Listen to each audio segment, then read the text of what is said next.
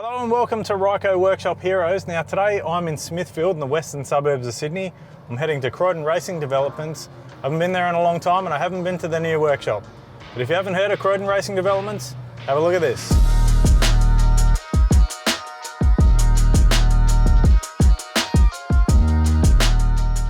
He said it was in the dyno room.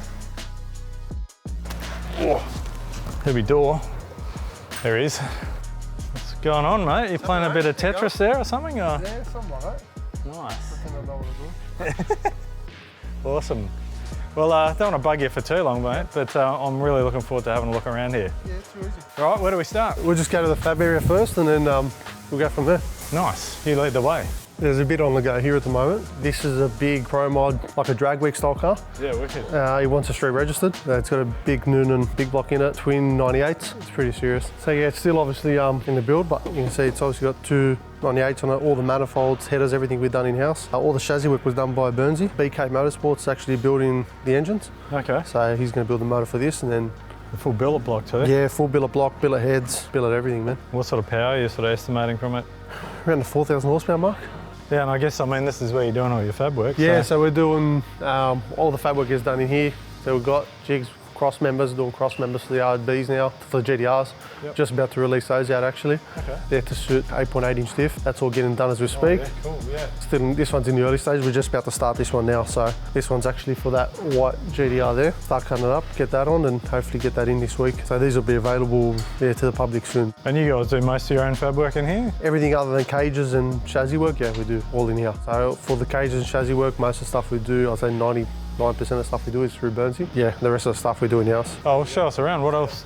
There's so many cars This here. is actually a pretty cool little project. This one's gonna have a 2J in it. Connor Pro Street done all the chassis work on this. So this will be a full radial car. It's gonna have a pro mod on it. Fuck, it's be pretty cool, man.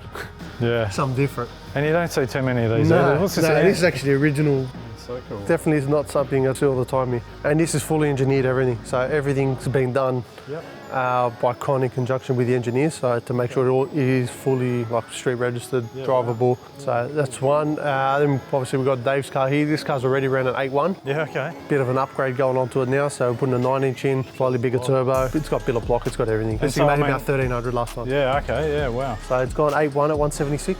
Still full interior, all carbon seats, all that sort of stuff. I reckon probably one of the best GTRs to drive I've ever driven. Yeah, okay. Yeah, it's really nice to drive. This car came to us, it was actually a full virgin car. Still actually had a sticker over the plug on the ECU, like an ECU had never been pulled out. Yeah, sure. There were clips and things in places we didn't even know that they existed. And we see quite a few of them, but yeah, this was a full virgin.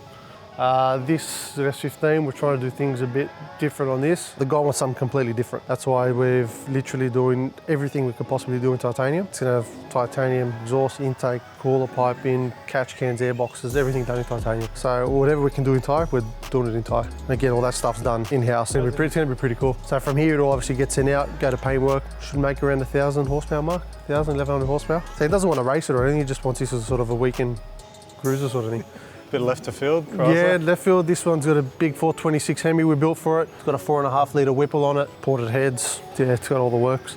Yeah, wow. So this thing's pretty much ready to turnkey now. It's not a GTR, but you know what? It's something different. We do a bit of everything here, man. And this one down here, this one we just built a 2.8 for it, 3584. Just done a hypertune plenum, drive-by-wire. All the fab work, we've done everything here. Yep, 6-boost manifold. Yep. Yep. This is like your average street car these days, man. I make around 500 kilowatts. Oh, and that's like these days, that's like modest, isn't it? It's yeah. Just, Just sort of a daily we've got here. Yeah, supercharged. Customer supplied the kit, so we're fitting all this. Got a link ECU in it, get it all running, tuned. So this will be pretty cool. More GTRs. Yeah, it's an M-Spec. We're doing another one. This has got a 2.8 in it, single turbo conversion, doing all the bits and pieces. Get a Motec. Again, he wants to make around that 550 mark. Yeah, they're just worth so much money now as well, aren't they? This thing here, just finished tuning it. It's at around that 450 kilowatt mark.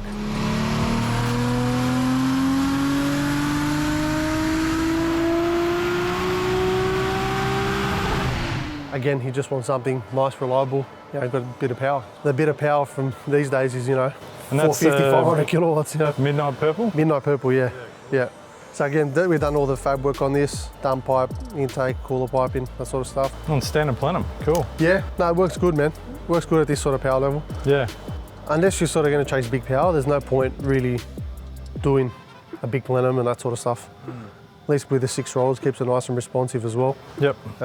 Just makes it nice to drive.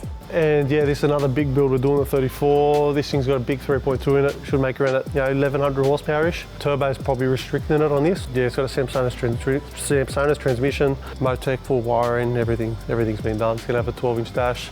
And you mentioned 3.2. What's better? The torque, horsepower you'll make is, you can afford to go a much bigger turbo and actually have it still drivable. You can't rev it as much, or? Oh no, you can rev them. Now 3.2s, okay. we've revved to over 11,000. Oh wow. Yeah, no problems. This thing will probably rev to about 9.5, this one. Again, turbo's sort of restricting it a bit, but yeah, this thing, it's got the same setup pretty much that was in War GTR when he ran his 8.4. So it's a good setup, good proven setup. And it's another one, we just got a 3.2 in. Just got to start the fab work on this. Yeah, it's got a slightly smaller turbo. This guy's going for a bit more sort of response in that. Still obviously early on in the build. Yep. So hopefully next probably 2 or 3 weeks we'll start getting into the fab work and that. Nice, more GTRs and more GTRs. And then I'll get this down soon, but this is a pretty serious Evo 10. It's got a 7685 in it, full Motec setup in it. It's going to run our own custom firmware on this as well. It's got 2.2, as big as you can probably go, as big as we've probably been on a 10.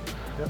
We want to run some serious numbers in this, so yeah, okay. It's got all the cross members, brakes, it's got everything done, man. Not one corner's been cut on this car. Something different. Everyone's doing the earlier model Evos and obviously wants something a bit different, and yeah, it should do it. So it's caged, ready to go. And what's his goal with this? Is drag racing or? Yeah, drag racing. Drag racing. He wants to run low 8s, high 7s in it. So. Yeah, wicked. And what's the go with this thing here? This one, this is JJ. So this had a 2.8 in it. We made around the 1100 horsepower mark, around an 8, I think it was 8.8, 160 something. We then put a bigger turbo in it, but unfortunately split a bore. So it was on the factory 05U block. I've done a bit of work on it, so split a bore. So now he's going to a billet motor, pro mod. He's gonna up the ante a bit with this. Most people will be pretty familiar with this. Same sort of thing, like all his interior. Literally everything that can be powder coated is powder coated. Everything that can be carbon is carbon. Forged carbon steering wheel. He's done everything in it. So we're about to get a dummy motor back in this and get started, into all the fab work.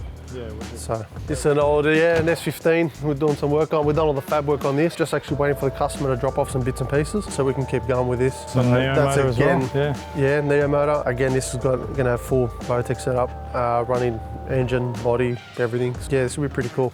And what's the advantage of the Neo motor over the regular SR? You don't have rockers.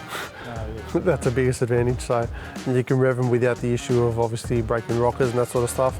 These days everyone loves rev limiters. If you can have something that's more reliable, then why not? Got an old school over there? Yeah, it's got a VG30 in it. We built that a while ago, so it's actually got a T88 on it. Oh, wow. That's how long ago it was built. So most of that stuff is done, to be honest, on that car. We just got to get a transmission sorted for it, and it's pretty much ready to fire up. There's not much actually left to get done on it. It was done quite a while ago now. Just one of those long-term projects, you know what I mean? Yeah, well, there's definitely, I spotted this as I walked in. I'm like, there's a random VL Calais in here. Yeah, that's Omar's one. That was together. That was just about ready to go. We borrowed a part off for June, and then next thing you know, another part for someone else's car, and another part for someone else's, and now this is just sitting there waiting. And now it's just sitting here and trying to work out what to do with it. Oh. I'm sure I'll get there in the end. Yeah, no, it'll get there one day. It's a pretty big shop, isn't it? It's like... Yeah, it's about 1,650 square metres. So what do you got upstairs? Upstairs, just all the storage for all the cars. And I heard you got an engine room up there as well? Yeah, engine room's upstairs. Oh, give us a look at where that's your playground. Yeah, that's what I try hide. This is where we do all the motors.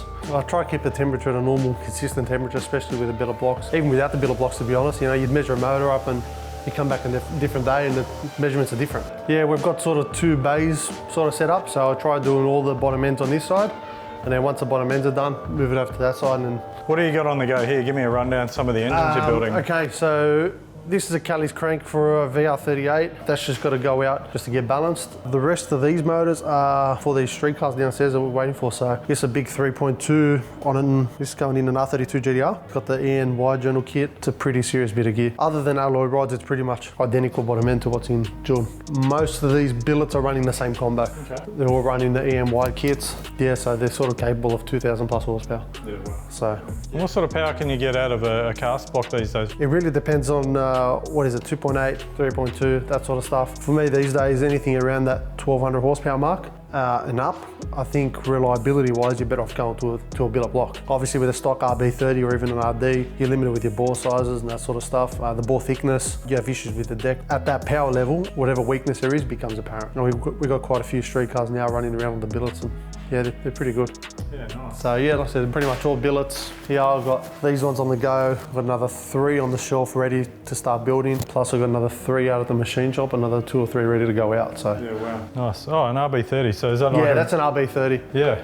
Not sleeved or anything, but it's got the usual girdle mods, that sort of stuff. He doesn't want to go crazy with this, but he just wants a good street car. But it's a go-to these days because everyone wants big power, but everyone wants it responsive. The more power you can make earlier, more torque, people love it, man. And speaking of big power, I noticed as we sort of shimmied up the stairs here, June 2, and a few other things on the go. Do you want to give us a look at some of the race we'll cars? go through some of those.